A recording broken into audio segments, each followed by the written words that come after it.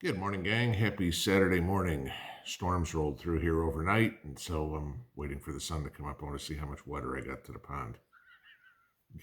The priorities in life, right?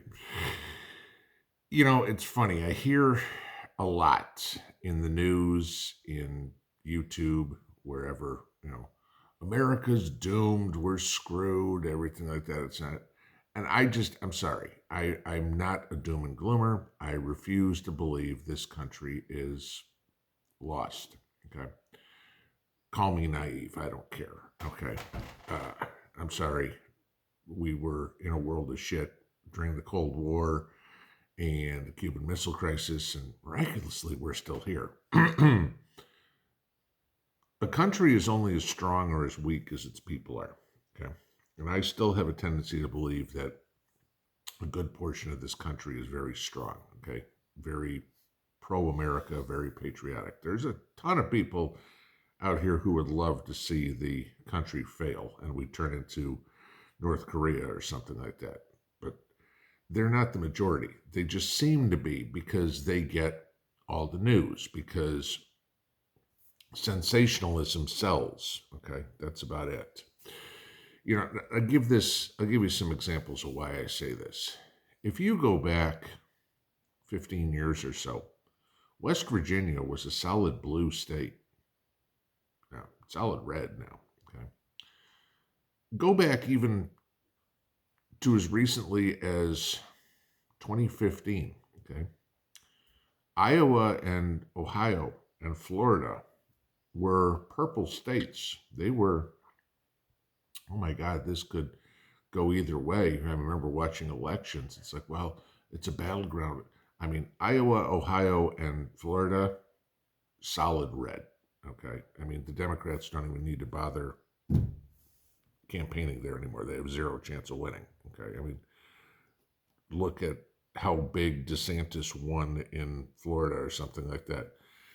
Look at the last couple of elections. The Democrats have no choice or no chance. Okay.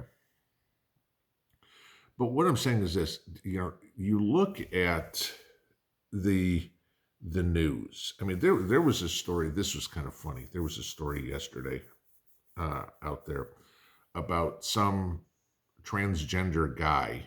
I mean, biologically male who was wearing a dress. Okay, who posted something on TikTok or Twitter or something like that about I'm going into the female bathroom, and if you try to stop me, it'll be the last mistake you ever make. And I look at this guy who's, the Pillsbury doughboy in a dress, and I'm like, my wife goes in that bathroom. I'm going to stand in front of that bathroom. I'm a pretty big guy, and I ain't in Mr. Atlas shape, but I'll kick the crap out of somebody if I need to. You think it's the last mistake I'm going to make there, Chuckles? Try. What we need to do as patriots, as people, is to stand our ground. Okay. I don't give a crap about Dylan Mulvaney. Okay. I don't drink Bud Light anyway, so it doesn't matter. But my N.A. Bush, and it's still made by Budweiser, same thing. Okay. But we need to stand our ground and say, no, this isn't happening. You look at the stories that are coming out about in high schools, boys going into girls' locker rooms. You look at the story about Mr. Beast, biggest YouTuber out there, talking about his best friend deciding to go trans. How much of this, seriously, how much of this is because it's cool, because, hey, it's a good PR stunt, whatever it would be, they think, until it backfires and blows up in everybody's face. Look at Mr. Beast. He's taken more flack from the public about this. It's going to seriously hurt his channel. Thought it would be a good, and don't get me wrong, he does some absolutely fabulous work. I mean, paying for, was it 200 people's cataract surgeries or something like that. Great stuff. Lots of respect for him for doing stuff like that. But when you start going and accepting the mental patient's ideas, you have a tendency to piss off a lot of people. Okay, I mean, again, you're talking what, 1/3 of 1% of the country or something like that, but yet they're all in the news nonsense. You can't open a news article, or you can't watch a White House press conference or anything like that without hearing about our rights, our rights. You got all the rights to be whoever the hell you want. You want to identify as a cat? Great. Okay. Just don't expect me to accept it. Simple as that. Okay. Personally, I'm like, you want to identify as a cat? Great. Well, in the United States, we don't give cats driver's licenses. So, sorry, you're not allowed to have one. Okay. I want to know how things like, I want to know, Social Security or medical insurance or car insurance or something like that treats all of this. Because y'all know this, insurance rates are different for men and women. All right. I'm just going to pick which one I am.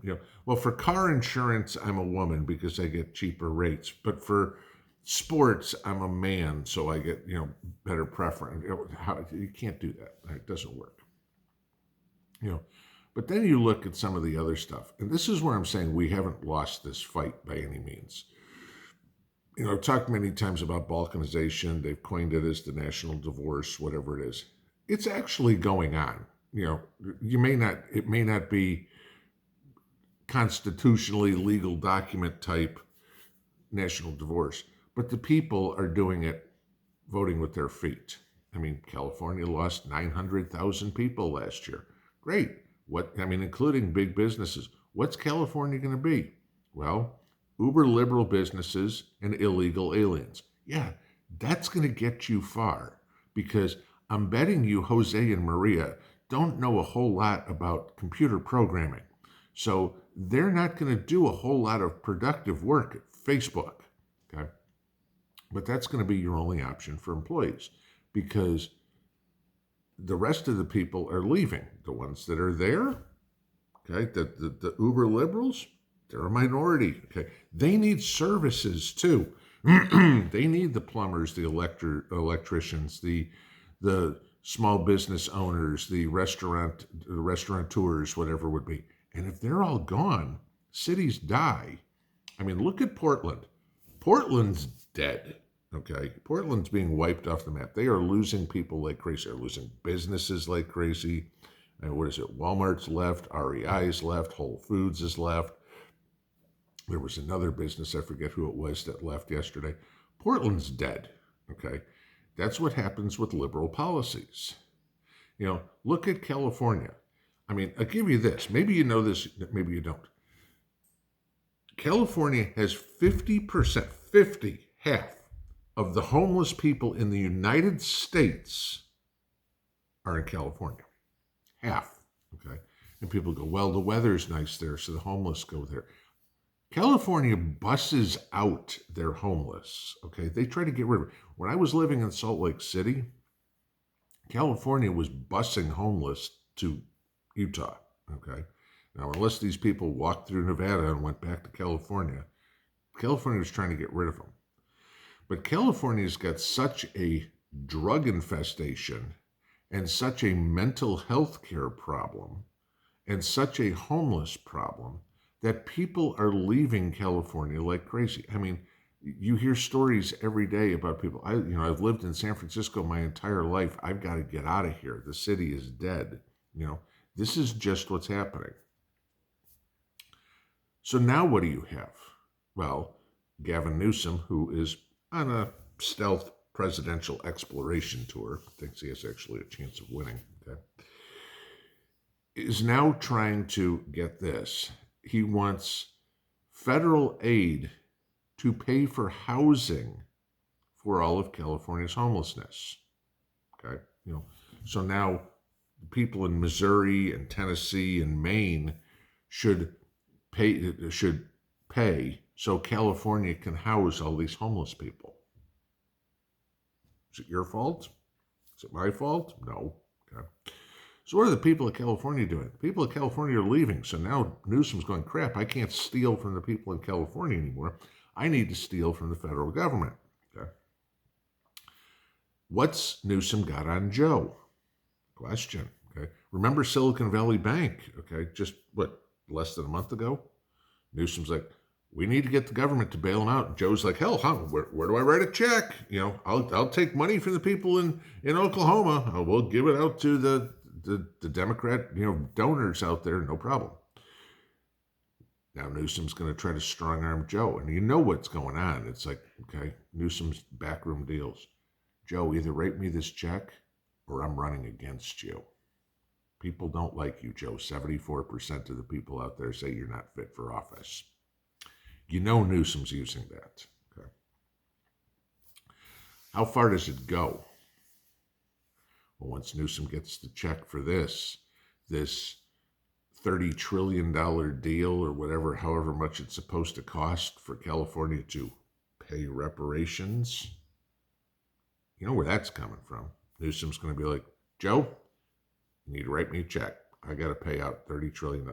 It's other people's money again. It's failed policies. They won't look in the mirror and go, shit, what we're trying to do doesn't work.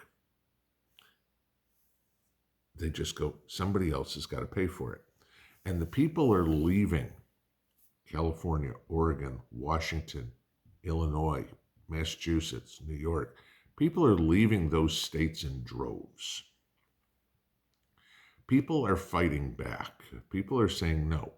When they start bailing out California for bad decisions with federal money, that's when we stop paying our federal taxes. That's when we just say the hell with it. You don't represent us anymore. I'm sorry. I'm not going to support any of your mental illness. I'm not going to support any of your idiotic, gee, we've got to pay somebody 160 years after slavery ended. I'm not going to support any of that. I will support what is pro-America, pro-all of us, what protects the country. Government's mission, the federal government's mission is actually very small, okay? Their mission is to protect the country. That's it. All this other crap, okay? Coin money and build a military. That's it. That's the federal government's responsibility. All this Food and Drug Administration, USDA, FBI, everything like that. I mean, DEA, everything like that. The teachers, Department of Education, all that is fluff that has been added by, if you look it up, almost all of it's been added by Democrats to bloat government, to give their buddies jobs, and to create an intertangled web where they can steal money from the people. That's all it is. All of that has to disappear. And government has to get back to what it was supposed to be. Build a defense to defend the country, not to defend Sudan, not to defend Ukraine, not to defend Taiwan, to defend the United States, which Joe can't even manage to do. Okay. And to coin money. Now, that's not saying CBDC, that is saying to coin a legitimate form of currency, not something that's based on the full faith and credit of the United States, which nobody has any faith of in the United States, and our credit's going down like crazy. Okay. Obviously.